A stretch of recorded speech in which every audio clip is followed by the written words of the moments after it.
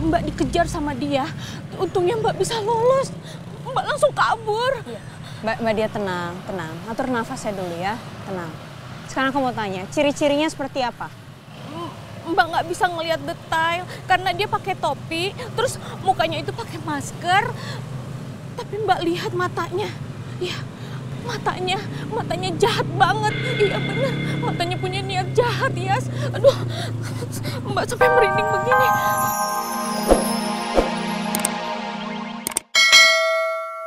Kami pulang dulu Mbak, udah beres semua masalahnya, kami udah omongin sama Papa sekarang.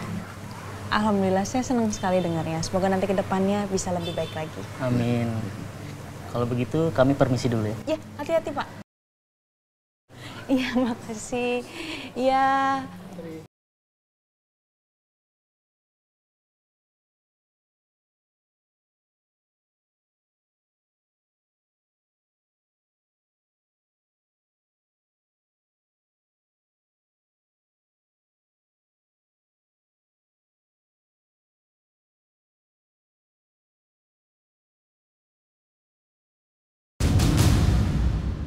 Iya.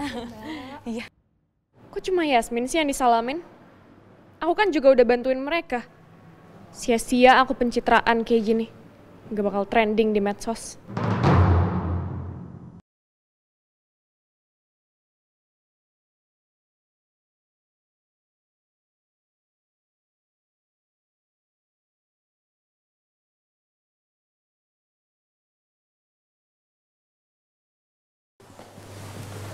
Gimana semuanya? Udah aman?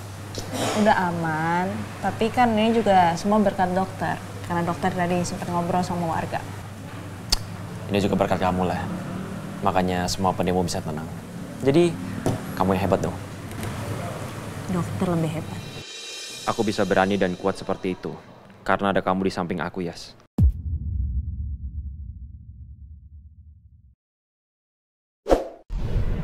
Ini gimana lukanya? Udah mendingan kan?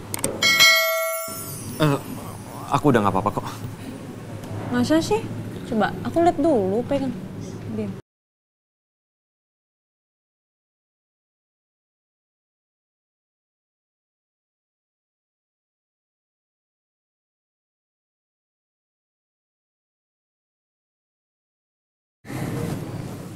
Aman sih. Cuma masih agak sedikit merah ya dok ya. Dokter pasti tahu lah apa yang harus dilakuin. Iya. Iya. Ya udah kalau gitu dok, aku pulang dulu ya. Tapi maafin aku ya. Aku gak bisa anterin kamu. Soalnya aku masih ada urusan di sini. Ih ngapain minta maaf, aku biasa juga pulang sendiri kok. Yaudah kalau gitu kamu kabarin aku kalau udah nyampe rumah ya.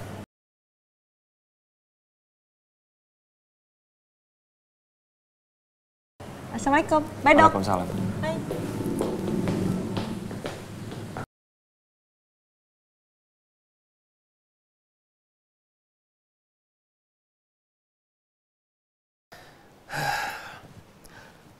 Romeo. Kenapa ya? Dia itu merasa yang paling hebat. Kamu pintar menangani masalah. Untung ada kamu. Kalau nggak ada, situasi akan kacau dan pasti mereka akan lebih anarkis.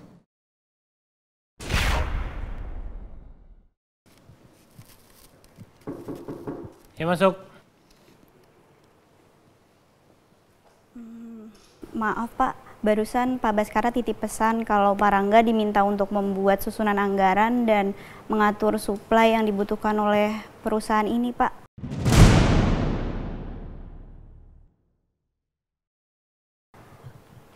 Tunggu dulu. Kenapa pekerjaan administrasi harus saya ngerjain? Pak Baskara nggak menjelaskan alasannya Pak. Saya hanya menyampaikan yang diminta oleh Pak Baskara. Kalau gitu saya permisi dulu ya Pak. Ya. Astaga. Papa benar-benar keterlaluan. Dia malah ngasih aku kerjaan yang sepele kayak gini. Yang seharusnya bisa dikerjakan oleh staf admin.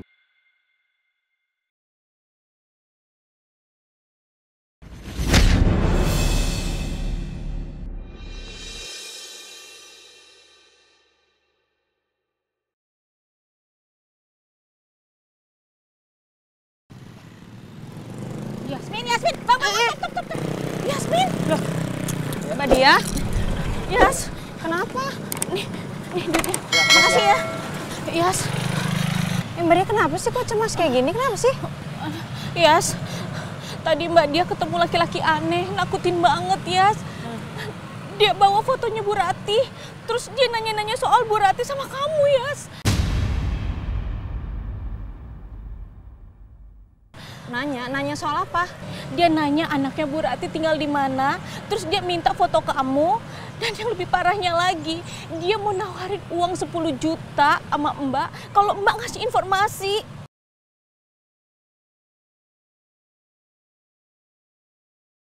Orang siapa sih? Ngapain berani-beraninya dia nanya soal kayak gitu? Mbak takut banget, takutnya dia bakalan celakain kamu dan dia punya niat jahat sama kamu. Tapi tadi Mbak dikejar sama dia, untungnya Mbak bisa lolos. Mbak langsung kabur. Mbak Dia tenang. Atur nafasnya dulu ya, tenang. Sekarang aku mau tanya, ciri-cirinya seperti apa?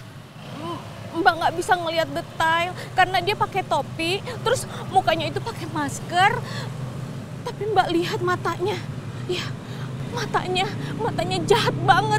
Iya bener, matanya punya niat jahat, Yas. Aduh, Mbak sampai merinding begini. Mbak takut, Yas.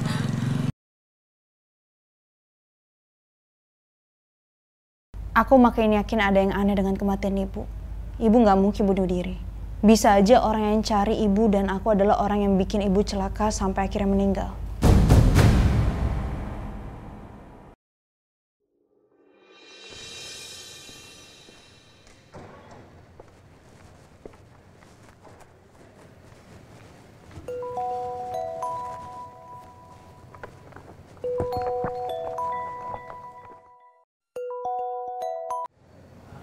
Halo.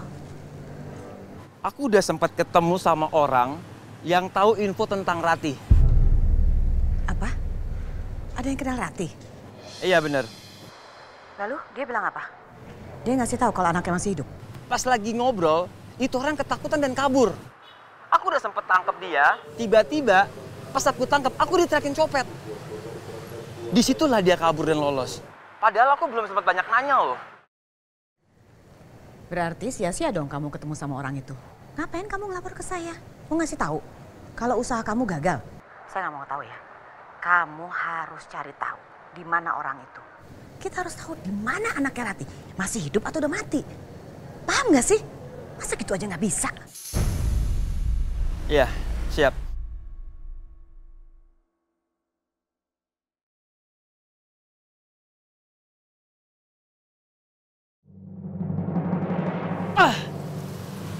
Ngapain juga gue ngomong sama Ajeng kalau gue gagal. Itu orang dari gelagat ketakutannya aja itu udah menandakan kalau dugaan gue tuh bener.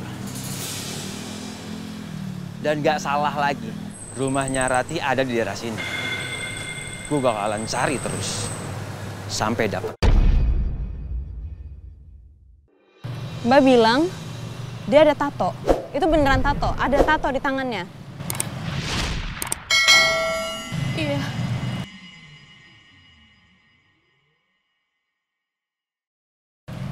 Siapa ya orang ini ya? Kayak aku harus cari tahu nih Mbak. Mbak tadi lihat di mana? Kasih tahu aku, biar aku langsung temuin itu orang. Yas, ayah sama ibu kamu udah jadi korban.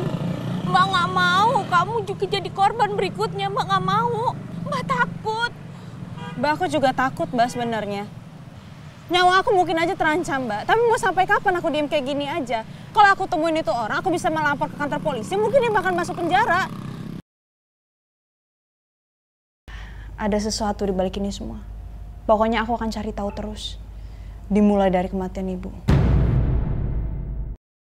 Ya pasti aku harus tetap cari ini orang. Sampai ketemu Mbak. Apapun resikonya. Aku mau ayah sama ibu tenang.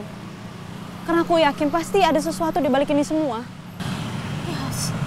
Tapi aku nggak bisa diem kayak gini aja. Aku harus cari tahu, Mbak. Siapa orang itu? Siapa yang udah buat ayah sama ibu meninggal?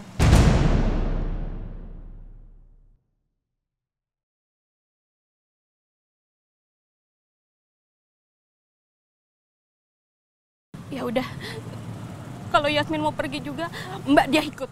Mbak dia temenin ya. Gini loh Mbak, muka Mbak tuh udah dilihat sama dia.